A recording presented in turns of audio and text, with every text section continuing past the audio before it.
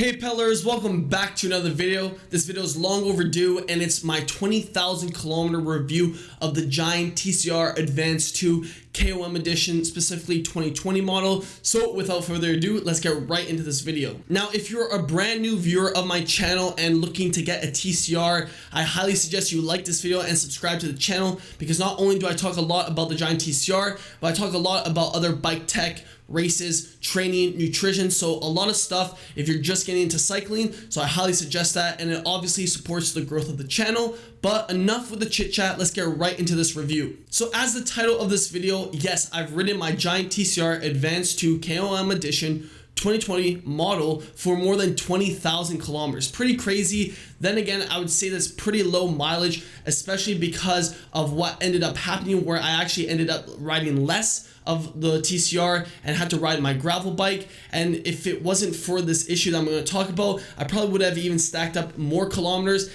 And the thing that's tricky too is that I live in Canada, so as soon as September kind of rolls around, I don't really like fall riding just because it gets kind of chilly, and I really don't want to have to struggle with really having warm clothes and then making sure I clean my bike because it gets a lot of rain and grit. So I really usually put my bike on the trainer at this point. But I just want to talk about the main issue before. If there's anything you can take away from this video, I want to mention it right now. So I wrote down the key points that I want to touch up on in terms of the warranty issue. Now, this is my experience and my opinion. Just want to make that very clear. Now, if you guys don't know, we'll be looking at the Giant website as I tell you guys what happened. But the TCR Advanced 2 KOM edition is going currently for $2,050 USD. So this bike isn't a very cheap bike. It's very affordable, but it's not cheap. So I expected the wheels to be a little bit better than they were, but having one spoke broke, I gave them the benefit of the doubt, and I ended up taking my rear wheel to my local bike shop and had the rear spoke replaced. And it was quite expensive because they had to reset up tubeless. So give or take, it was about 60 Canadian dollars, which is about, I would say, 50 USD dollars. So pretty expensive. But I said, hey, you know what? The Giant PR2s might not be the strongest wheel, but I'll give them the benefit of the doubt. Then basically after about 1 month, another spoke, not the same spoke, another spoke broke. And I was like, this is crazy. This is barely a year used, barely a season used, and I'm having spokes break on me. So I got pretty frustrated at that point. So from my understanding in terms of how warranty works, Giant has a lifetime warranty on the frames, and then in terms of parts and components, it's usually a 1-year warranty. Now, this isn't for the chain, because of the chain, that's wear and tear, so not wear and tear stuff, but for example, a rear wheel spoke shouldn't be popping within less than a season of use. Now, maybe after 5-6 seasons, that's understandable, that's normal wear, but it's not common for spokes to be breaking less than a season in. So I had a very poor experience at my local Giant store. So for that reason, I called Giant Canada directly and told them about the warranty issue. Now, they said I could bring it to any Giant retailer and basically have this issue solved, but I had very poor service. I already made a video about this, so I don't want to get into it super long, but long story short, they made it very much a hassle for me as the customer to just get a replacement. I literally just wanted a replacement. I didn't want to upgrade. I didn't want anything different. I literally just wanted a replacement of the Giant PR2 rear wheel, because I just didn't want to keep having to deal with spokes breaking. And basically, they just gave me the runaround. I went to 2 different bike shops. And then long story short, I had to take it to originally where I bought it from, which was my Giant store, which, like I said, I've had a poor experience there to begin with. I brought it there in September 2nd, and currently it is October 22nd, and I have not had any word of communication from them. I actually had to check in with them, and they basically said they just sent it in when Giant Canada said they would had it figured out, which made absolutely no sense. And basically, I have no word from them in terms of any update. And it's just very unfortunate because, you know, when you're a customer, it's no longer the hardest thing is that you should not only try to get customers to buy your bike, but you should make sure that you keep them happy. So when I decide to buy a new bike, if it is a Giant, then I would be like, wow, I had such a great customer experience. Customer service was great. Why would I not want to buy a Giant? But just having the fact that it's literally, this happened in August and now it's almost November and I don't have a rear wheel is ludicrous.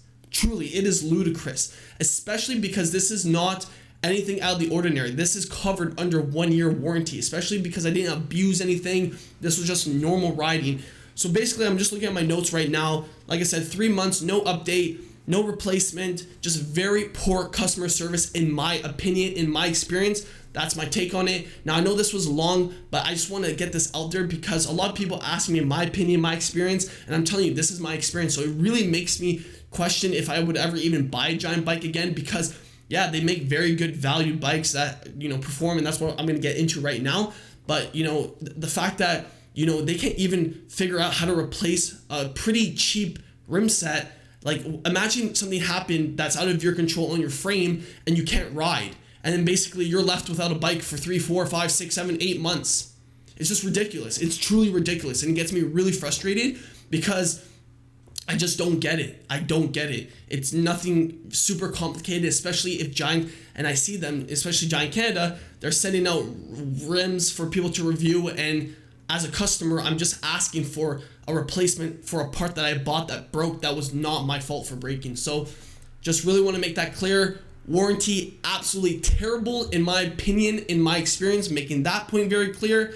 Not saying that this is a blatant statement, in my experience, in my opinion. So that basically wraps it up for the warranty. And now we're going to get into the fun stuff, which is actually the bike. But it's just funny that I have to mention the first part because, a lot of people are going to watch that part and be like, wow, bad customer service. Why would I want to experience that?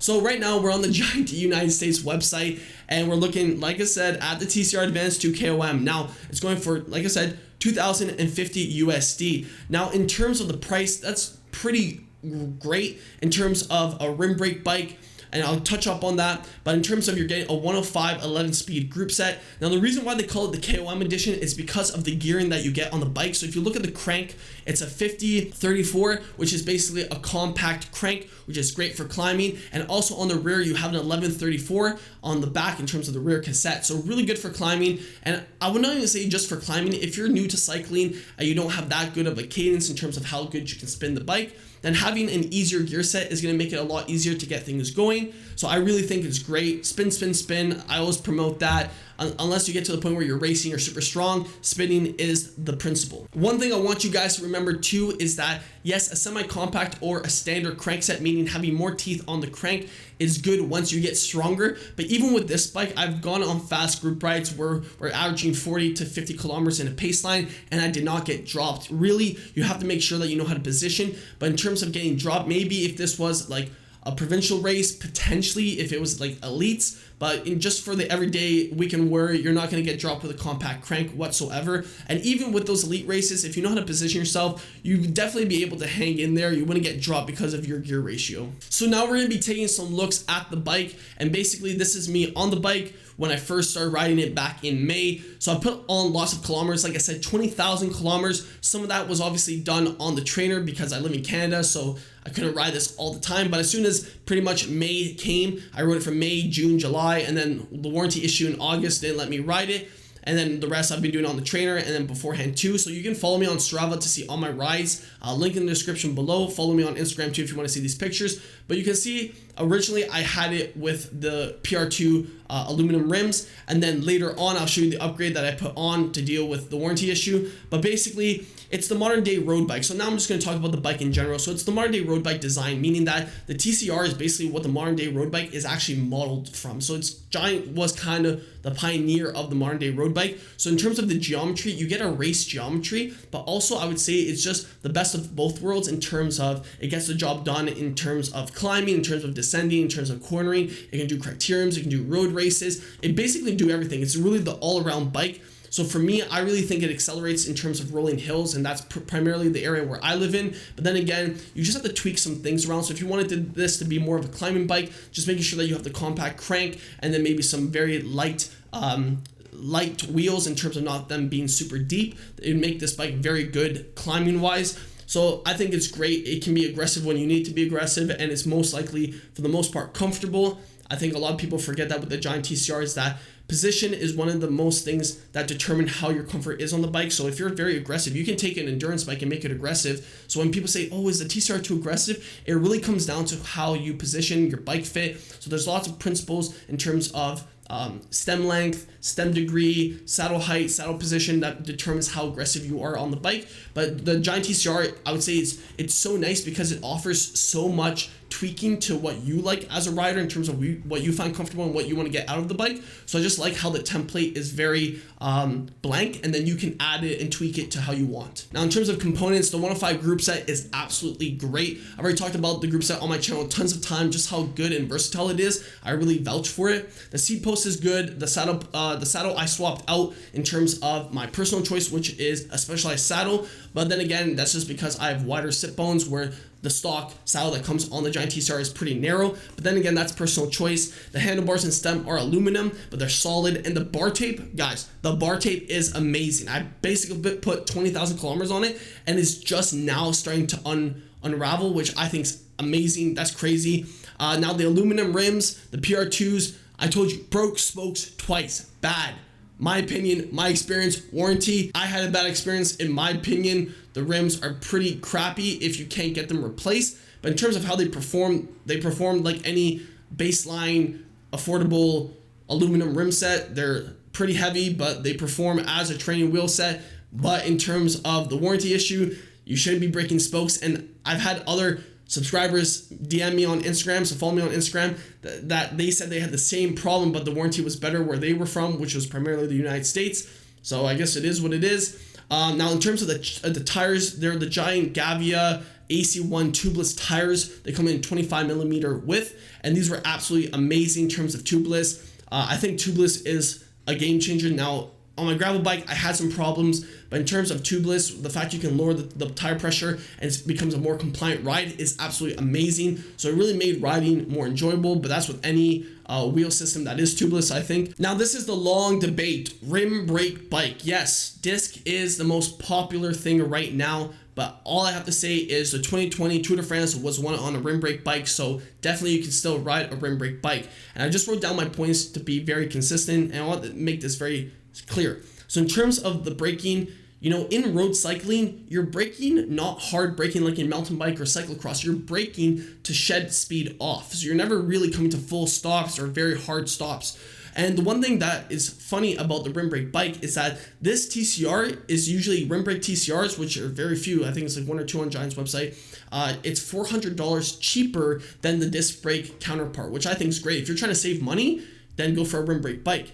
On top of that, you know, it's going to be lighter also. So not only with rim brake do you save $400, but you save weight. So the only time I really vouch for a disc brake TCR, say you don't want a gravel bike and you don't want a road bike, say you kind of want one that can kind of do both and you only really have to change out the wheels, then you know the fact that you can slap on a wider tire on your disc brake TCR makes you able to do a little bit of off-roading, a little bit of light gravel, and then you can go back to road. Where if you have a Giant TCR rim brake bike, then you can only really do road cycling. You can't really do any off-road stuff. I don't recommend it, but that's why primarily I went with the rim brake version, because it was cheaper. I already had a gravel bike. That's my cyclocross bike as well. So that's a dual purpose bike as well. So you just got to think about in terms of what you want. But I would say if you're looking for the best bang for your buck for pure road cycling, I would have to give it to the rim brake TCR. So I really think it's a crit engine and also road race engine. You really just have to tweak around the parts, but the base, which is the frame and the geometry, really allows you to do both interchangeably. And unless you know you're really focused on one discipline,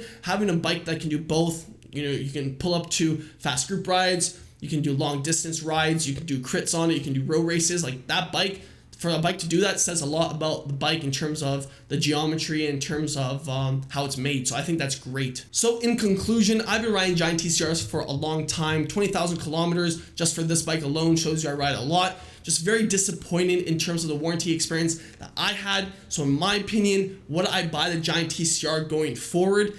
No, I want to say probably not, but I would have to say no, because if a company can't, you know, satisfy me as a customer, and I'm not asking because you haven't sent me the wheel in 3 months, I'm demanding a more expensive wheel to make up with the poor customer service. I'm not even asking for that. All I'm asking for is please update me and please just replace what is actually broken and should be covered under warranty. That's all I'm asking for. So the fact that that still hasn't happened, how could I vouch? And how can I vouch to you guys or not tell you guys the truth of what I'm dealing with? Because yes, the bike is amazing. I love the bike. But, you know, when you buy a bike, it's an experience. You know, warranty is a big thing that people always forget.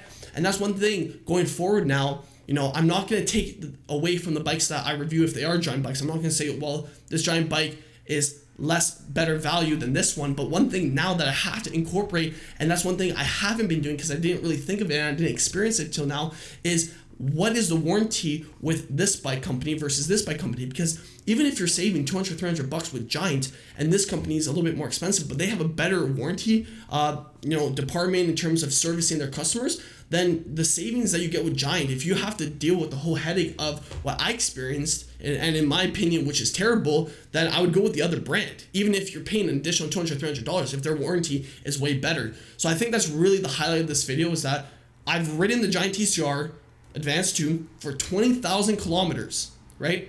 And while I was in the midst of still testing it, because the season here is only the summer, the peak of cycling in Canada, at least in Toronto, is the summertime. My wheel broke, and they could have cared less, and that's my opinion. I'm just saying that really clear, so I don't want anyone to get confused that I'm saying a blank statement in terms of Giant Canada or Giant as a whole. I'm saying my experience, in my opinion, just had the worst experience ever in terms of bike warranty. So I'm just disappointed. I probably wouldn't buy a Giant bike going forward, just because it's a testament of how they treat their customers, and in my opinion, I don't want to be treated like that. So definitely going forward, I will be looking into other brands. So stay tuned for lots more videos of comparing different brands, and I want to look into warranty. Just in general, I want to hear other people's warranty experiences with different brands. So comment down that in the comment section down below, because I think going forward, that's one thing I really want to push on my channel, just because I think customer experience and having happy customers that are going to ride and vouch for your product is definitely what you want. And that just wraps it out. So other than that, I could go on for, you guys know me, I could go on about bikes all day, but I'll leave it at that. Take it as you will. Make your decisions if you are purchasing, because a lot of people ask me which Giant TCR I should buy. At the end of the day, I've made tons of videos comparing different TCRs. Just wanted to really give you guys an update in terms of warranty and my experience, my opinion on Giant's warranty. But other than that, the bike is the bike. So if you guys like the video, smash the like button, subscribe to the channel, and you guys know, until the next one, keep on pedaling.